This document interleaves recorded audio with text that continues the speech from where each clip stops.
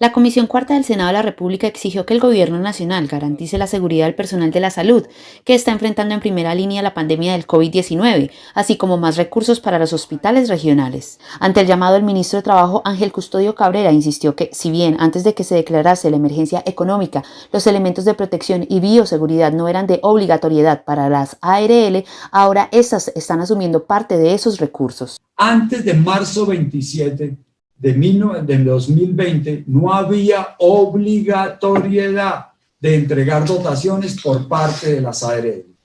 Insisto, en el tema de dotaciones, más independiente del tema de ARL, este ministerio vuelve a anunciar que está oficiando a todas las entidades, a las IPS, hospitales, para que nos digan cómo fue la entrega de sus dotaciones, independiente de la ARL. Pero también aclaró que sigue siendo un tema estrictamente de las EPS. Me decían y me dicen, ¿quién está obligado a entregar las dotaciones? Pues obviamente los empleadores.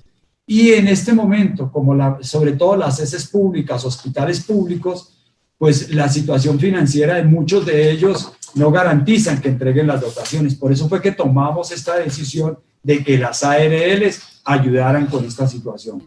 Por otro lado, expresó que con el apoyo de las cajas de compensación se busca la meta de los 150.000 subsidios. El Fondo de Riesgos Laborales se utilizó para el FOME, el Fondo de Mitigación de Emergencia, y será asignado para cubrir al cesante a través de las cajas de compensación familiar.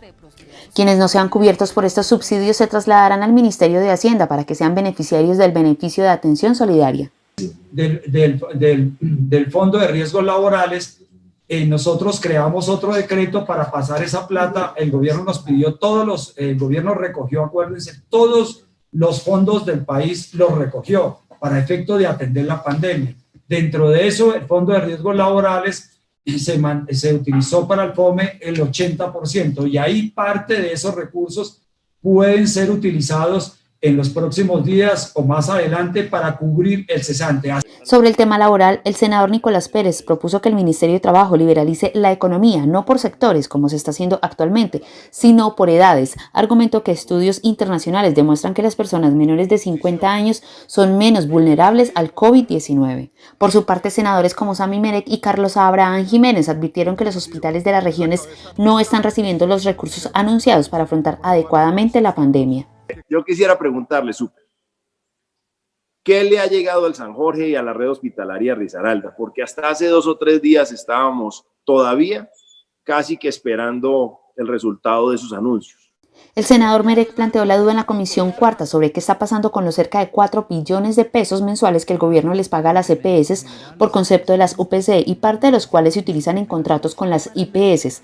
Estas últimas, manifestó el congresista conservador, no tienen ahora un tráfico mayor al 20 o al 30% al que solían tener por cuenta de la pandemia, toda vez que muchos de los pacientes por COVID-19 se están atendiendo en casa. Las EPS sí siguen recibiendo los 4 billones de pesos mensuales por el tema de la UPC.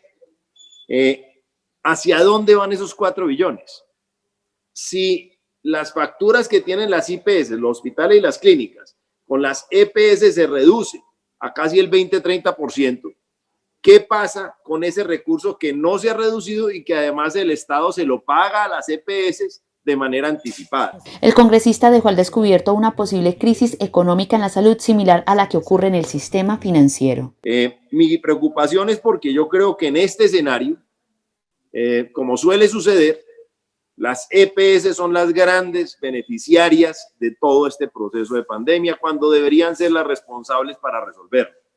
Que no vaya a ser que esa plata se le está quedando a ellos por un modelo de contratación que en esta coyuntura pues obviamente no es favorable al Estado, y que terminemos es casi que enriqueciendo las EPS en medio de una pandemia, muy parecido a lo que está pasando con el sector financiero.